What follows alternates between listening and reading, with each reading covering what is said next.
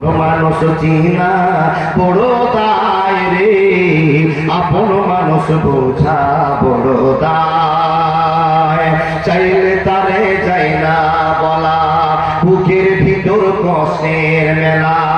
আপন মানুষ সবচেয়ে বেশি আপনকে কাঁদায়, আপনকে কাঁদায়।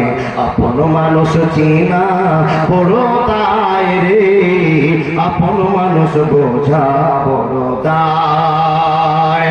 চাইলে তারে যাই না বলা, বুকের ভিতর কষ্টের মেলা। আপন মানুষ সবচেয়ে বেশি আপনকে কাঁদায়, আপনকে কাঁদায়।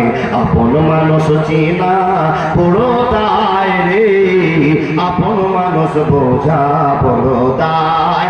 এক বছরে ধরে বলুন না লিল্লাহি তাকবীর। আচ্ছা, পৃথিবীতে আপনার আপন বলে কেউ আছে বাবা? আছে? তো আপনার উত্তর দেবেন আছে। কে? আমরা জানি মা, তাই না বাবা? যাকে এত আপন ভাবছি ও মায়ের অন্তরও একটু স্বার্থ আছে। স্বার্থটা বুঝায় এক মিনিট। খারাপ বলছি না বাবা, মাকে সেবা না করে টোটাল জাহাজ আপনাকে যেতে হবে, বুঝে নেন। কিন্তু মার ভিতরে একটা স্বার্থ আছে। কি করে? একটা ছোট ভাই, একটা মেজ ভাই আর একটা বড় ভাই, তিনটা ভাই বাবা। মেজ ভাইয়ের খুবই কামাই, তো মাকে দেখবেন মেজ ভাই ছেলেকে ঢোলাই করো বেশি, পরিবারে অশান্তি হয়, এই নিয়ম হয়, তাই না বাবা? স্বার্থ আছে। আল্লাহ তাবারাক ওয়া তাআলা বলছেন, স্বার্থ যদি খোঁজ করতে যাও, তোমার পৃথিবীতে যত ভালোবাসার মানুষ আছে সবার একটু একটু করে স্বার্থ আছে। কিন্তু বান্দারে, আমি তোমাকে নির্দ্বিধায় ভালোবাসা দেখায়, আমি স্বার্থ ছাড়া ভালোবাসা দিই। শুধু তোমার কাছে আমার হকটা পাওনাটা আশা করে নে। আল্লাহ তোমার হক কি আমার পরে আছে? রব্বুল আলামিন বলছেন, বান্দা তোমাকে এত সুন্দর মানুষ বানিয়েছি, এত সুন্দর করে তোমাকে তৈরি করেছি, এই ভালোবাসার বিনিময়ে তোমার কাছে একবার প্রশংসা শুনতে চাই। আমরা একবার আল্লাহর প্রশংসা করে সবাই আল্লাহকে খুশি করে দিই। সকলে বলুন আলহামদুলিল্লাহি রাব্বিল আলামিন। চলে গেল মানে আর রহমান রহিম চলে গেল মানে মালিক ইয়াউমিদ্দিন চলে গেল মানে আপনাকে কায়েম লস করা আমি সম্ভব মনে করছি না। ইয়াকা নাবুদু ওয়া ইয়াকা নাস্তাইন মানেটা বলবো না, ইহদিনাস সিরাতাল মুস্তাকিমের মানে বলবো না। যেই মানেটা বলবো ওই মানেটা না বলবো সিরাতাল লাযিনা আনআমতা আলাইহিম। সবাই একবার বলুন না সিরাতাল লাযিনা আনআমতা আলাইহিম। আবার বলুন না সিরাতাল লাযিনা আনআমতা আলাইহিম। এখন চট করে বলবেন, ও বেটা ইমদাদুল, সিরাতাল লাযিনার মানে কি? সিরাতাল লাযিনার মানে কি? কেন আপনি সিরাতাল লাযিনা বলতে আছেন? বন্ধুরে, সিরাতুল লাযিনা সাধারণ বাংলা আপনাকে বলে যায়। আপনি প্রত্যেকদিন নামাজে দাঁড়িয়ে গিয়ে বলছেন সিরাতুল লাযিনা আনআমতা আলাইহিম। রব্বুল আলামিন ওই সমস্ত লোকের প্রতি তুমি খুশি হয়েছো, যাদের প্রতি তুমি দয়া করেছো, যাদেরকে তুমি রহম করেছো, যাদেরকে দুনিয়াতে জান্নাতের সুসংবাদ দিয়েছো, ওই লোকগুলোর সংবাদ তুমি আমাদেরকে দাও। আপনি প্রত্যেকদিন বলছেন সিরাতুল লাযিনা আনআমতা আলাইহিম। ওই সমস্ত লোকের সঙ্গে তুমি আমাদের হাসর নাসর ঘটাও, ওদের পথ তুমি আমাদের জিন্দেগি দাও। প্রত্যেকটি মানুষ প্রত্যেকদিন বলে, এখন যদি আল্লাহ আপনাকে জিজ্ঞেস করে বলে আব্দুর রহমান, আব্দুল সাত্তার, আব্দুল জলিল, ইমদাদুল, শুনে নাও, তুমি প্রত্যেকদিন সিরাতাল লাযিনা আনআমতা আলাইহিম বলছো। বন্ধুরে, তুমি সিরাতাল লাযিনার মানে রক্ষা করতে পারবে না, তোমার দ্বারা সম্ভব হবে না। তো আপনি বলুন আল্লাহ কেন হবে না? আমি প্রত্যেকদিন যে সিরাতাল লাযিনা আনআমতা আলাইহিম, সিরাতাল লাযিনা আনআমতা আলাইহিম এই কথাটা বলছি বন্ধু, এই কথাটার মানে রক্ষা করা যাবে না, যাবে না, যাবে না। প্রত্যেকদিন আপনি সিরাতাল লাযিনা আনআমতা আলাইহিম বলছেন, আপনি আল্লাহকে কি বললেন? আল্লাহকে বলছেন, আল্লাহ যে সমস্ত মানুষকে তুমি দয়া করে ভালোবাসার সাথে কবুল করে নিয়েছো আর কবুল করে তাদেরকে জান্নাতে দিয়েছো, ওই সমস্ত লোকগুলো দলভুক্ত আমাদেরকে করো। এই কথাটা মানে সিরাতাল লাযিনা আনআমতা আলাইহিম। আল্লাহ বলছে তোরা পারবি না। যদি আপনি বলেন আল্লাহ কেন পারবো না, কেন পারবো না? তো আল্লাহ বলছেন ফাত্তাকুদ দুনিয়া ওয়াত্তাকুন নিসা। দুনিয়ার চক্করে তোমরা ফেঁসে গেছো, আল্লাহকে বলে ভুলে গেছো, মেয়েদের চক্করে ফেঁসে গেছো, আল্লাহকে বলে ভুলে গেছো। এই জন্য তুমি সিরাতুল লাযিনের মর্যাদা রক্ষা করতে পারবে না। আল্লাহ তারা কেমন করে করে গেছে, ওই সমস্ত লোকের কেমন করে করেছে বলে তোমরা পারবে না। ওই সমস্ত লোকের কথা বলতে আরম্ভ করলাম, উনি এমন আমল করেছিল, কেমন করে নামাজ রোজা হজ যাকাত করেছিল, কেমন করে দান করেছিল যে আল্লাহ তাদের ইবাদতে খুশি হয়ে গিয়ে বলছেন, বান্দারে হে নবী মুহাম্মদ তোমার সে সমস্ত সাহাবাদের পিছনে লাগিয়ে দাও, রাদিয়াল্লাহু তাআলা আনহু। আচ্ছা বলুন তো বাবা, আমি যে ওয়াজগুলো করছি বুঝতে পারছেন না? স্পিরিট একটু মনে হচ্ছে বেশি হয়ে যাচ্ছে বাবা, চেনা ওটা তো চেষ্টা করছি থেমে থেমে, বলুন তো পারছি না। দেখেন সিরাতুল লাযিনা আনআমতা আলাইহিম, তোমরা পারবে না। কে বলছে? আল্লাহ। আল্লাহ কেন পারবো না? বলে তোমাদের ভয় আল্লাহ নাই, দুনিয়া নিয়ে পাগল হয়েছো, মেয়ে জাতকে সম্মান দিয়ে তাদের জীবনটাকে উদ্ধার করার চেষ্টা করেছো, নিচে ডুবে গেছো। তোমরা তা পারবে না। ওদের কেন রাজি আল্লাহ তাআলা আনহু বলা হলো তোমরা সেটা জানো না। কার কথা বলবো রে? নবী মুহাম্মদ রাসূলুল্লাহর কথা বললে তো রাত দিন 24 ঘন্টা পার হয়ে যাবে, শেষ হবে না। বন্ধুরা আমার কার কথা বলি, কার কথা বলি? একজন আমি আবেগী মানুষের কথা আপনার সামনে বলতে আরম্ভ করলাম, যে লোকটার নাম হলো আবু বকর সিদ্দিক রাদিয়াল্লাহু তাআলা আনহু।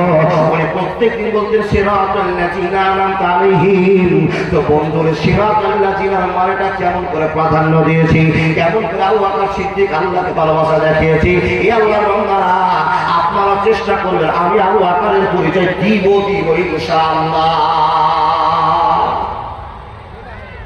দেখেন দেখেন দেখেন আবু বকরের পরিচয় দিচ্ছি। বাবা আল্লাহ নবী যেহেতু মক্কা ছেড়ে মদিনায় যাচ্ছিলেন, তো সঙ্গে কাকে নিয়েছিলেন বলুন? কাকে? নামটা বলেন না বাবা। আবু বকর। আমি তো শুনতে চাইছি, আপনারা বললে তো আমার মনে আনন্দ জমবে। কি বললাম নামটা? আবু বকর। আল্লাহকে কেমন করে আবু বকর খুশি করলেন একটু দেখেন তো, আপনি পারবেন কিনা একটু চেষ্টা করে দেখবেন। প্রত্যেকদিন যে সিরাতুল লাযিনা বলছে, তো সিরাতুল লাযিনার কাজ আপনার হয় না, আবু বকর কাজে লাগিয়েছে, একটু দেখেন। আল্লাহর বান্দা ঠিক দুপুরের সময় আবু বকরকে একটু খবর দিল, ও আবু বকর তোমার বাড়িতে বিশ্বনবী নবী মুহাম্মদ রাসূলুল্লাহ পড়ুন সাল্লাল্লাহু আলাইহি ওয়াসাল্লাম আসছেন। কেন আসছেন তা কিন্তু নয়, নবী তোমার বাড়িতে আসছেন। তো নবী আসার কথা শুনে আবু বকর একবারে কাঠ ঠিক হয়ে বাবা ঘরকে পরিষ্কার করে নিয়ে, পরিবেশটাকে ঠান্ডা করে নিয়ে নবীর জন্য অপেক্ষা করেছেন। নবী আসছেন ঠিক কথা বললাম 12টার দিকে, 12টা সাড়ে 12টা দুপুরের টাইমে আসছেন। আসার পরে আল্লাহ নবী মুহাম্মদ রাসূলুল্লাহ আবার বলুন সাল্লাল্লাহু আলাইহি ওয়াসাল্লাম সুন্দর করে সাদা একটা রুমালকে দিয়েছে, আর রুমালটাকে ঘুপি মেরে ভদ্রতার সাথে হাঁটতে হাঁটতে হাঁটতে হাঁটতে আবু বকরের জন্য বাড়িতে আসছে। আবু বকরের বাড়িতে ঢুকলেন, অনেক গল্প চলে গেল, বলার টাইম নেই। আলিফের কাছে এই জন্য ওয়াজ ক্লিয়ার করে বলা হয় না। আল্লাহর বান্দা দেখেন আসার পরে আবু বকর বলছেন, আবু বকর আকাশের মাটি থেকে খবর এসছে। কোন মাটি থেকে? তার মানে কার খবর? আল্লাহ। কি খবর এসছে রাসূলুল্লাহ? বলে আবু বকর শোনো, জিবরাইল এসেছিল, আমাকে খবরটা দিয়ে গেল, আজ রাতে আমাদেরকে মক্কা ছেড়ে মদিনার দিকে চলে যেতে হবে। সুবহানাল্লাহ ওয়া বিহামদিহি সুবহানাল্লাহি আযীম। বন্ধুরা কথাগুলো বলছেন তো বিশ্বনবীর চোখ ছলছল করছে। আল্লাহ কেন মক্কা ছেড়ে আমাকে মদিনায় যেতে হবে? জিবরাইল আগে খবর দিলেন, নবী গো আপনাকে আর মক্কায় রাখা যাবে না, বেঈমানদের উৎপাত বেড়ে গেছে, অনেক মিটিং আলোচনা হলো, আপনাকে মারার সিদ্ধান্ত না, ফাইসালা জেলে ভরে দেওয়া হলে যত জেলে কয়েদি থাকবে সবাইকে মুসলমান করে দিবে। গ্রাম থেকে তাড়িয়ে দিয়ে যে গ্রামে সেই গ্রামে মুসলমান বানিয়ে দিবি। অনেক অপশন পার হয়ে গেছে। নবী গো লাস্ট অপশন আপনার জন্য আছে, আজকে রাতে আপনাকে মার্ডার করবে, দুনিয়া থেকে শেষ করে দিবি, কালিমার প্রচার বন্ধ করে দিবি। ইয়া রাসূলুল্লাহ আপনি আজকে মক্কা ছেড়ে মদিনায় চলে যান, সঙ্গে আবু বকরকে নেওয়া হবে, উমর চলবে না, উসমান চলবে না, আলী চলবে না। ইয়া রাসূলুল্লাহ আপনার সঙ্গে যিনি সঙ্গী হবেন তার নাম হবে আবু বকর সিদ্দিক রাদিয়াল্লাহু তাআলা আনহু। বন্ধুরা আমার ক্লিয়ার করে কথা হলো, ক্লিয়ার করে কথা হয়ে গেল। অনেক ঘটনা আছে বন্ধু। আল্লাহ নবী বলেছেন আবু বকর তুমি সমস্ত সরঞ্জাম রেডি করে রাখিও, সমস্ত জিনিস ঠিকঠাক করে রাখিও। আমি দুপুর রাতে 12টার সময় তোমার কাছে এসে হাজির হব, রাত 12টার সময় তোমার কাছে চলে আসবো। আসার পর রাস্তা বের করে চলে যাবো, অসুবিধা হবে না, হবে না, হবে না। বন্ধু আমার বিশ্বনবী বাড়িতে মধ্যে অবস্থান করলেন, বাড়িতে প্রবেশ করলেন। হে আল্লাহর বান্দা, সন্ধ্যা লেগে গেল, সন্ধ্যা ঘুরে গেল।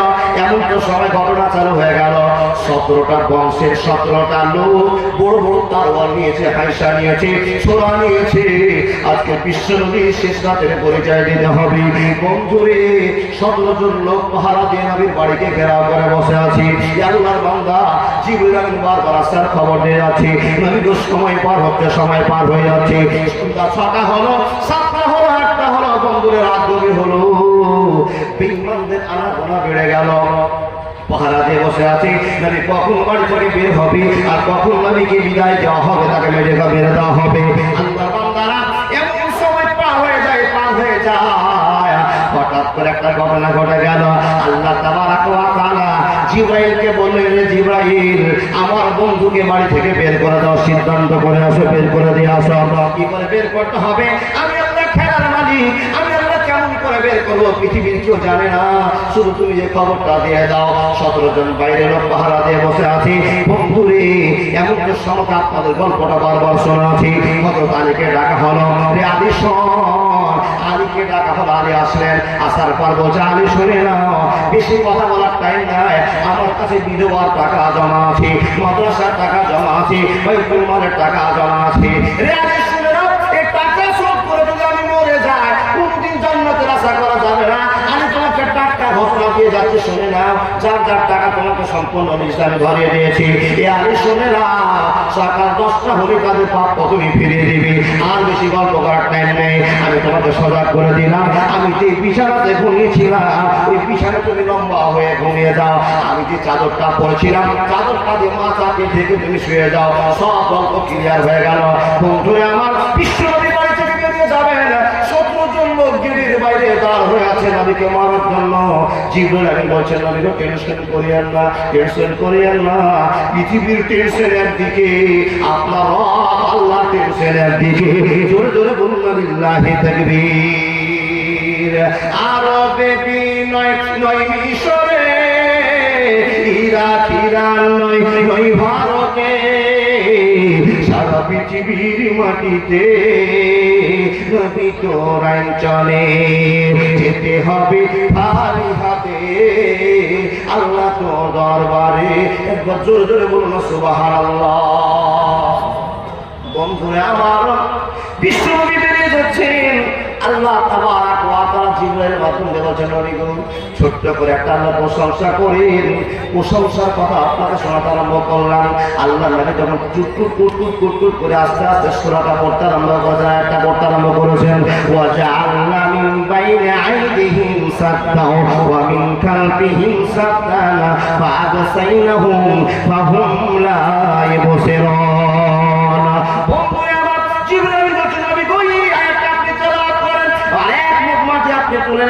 মাটিতে নেওয়ার পর আপনি আল্লাহর ভালোবাসা ছেড়ে দেন, বাকি খবর আল্লাহর কাছে আছে। বন্ধুরে আমার 17 জন পাহারা দিয়ে আছে। আল্লাহ নবী মাটি নিয়ে ফুঁকে দিলেন, আল্লাহ নবী মাটি নিয়ে ছেঁকিয়ে দিলেন। আর সঙ্গে সঙ্গে তাদের সামনে দিয়ে বেরিয়ে চলে আসলো। ও আল্লাহর বান্দা বান্দিরা এবার মনোযোগ দিয়ে শুনে যান। নবী চলে গেলেন, তাদের সামনে দিয়ে নবী চলে গেলেন। এই বেঈমানেরা কোনো খবর জানতে পারলে না। 11টা বাজলো, 12টা বাজলো, 1টা বেজেছে। বন্ধু অপেক্ষা করে আছে, নবীজি বের হলে মেরে দিতে হবে। ঈদের আনাগোনা আলোচনা কথাবার্তাতে মানুষের ঘুম কিন্তু ভেঙে গেছে। নবী চলে গেছেন, বেরিয়ে জানে না আমাদের সামনে দিয়ে বিশ্ব নবী নবী মুহাম্মদ রাসূলুল্লাহ সাল্লাল্লাহু আলাইহি ওয়াসাল্লাম বেরিয়ে গেলেন। একজন বয়স্ক মানুষ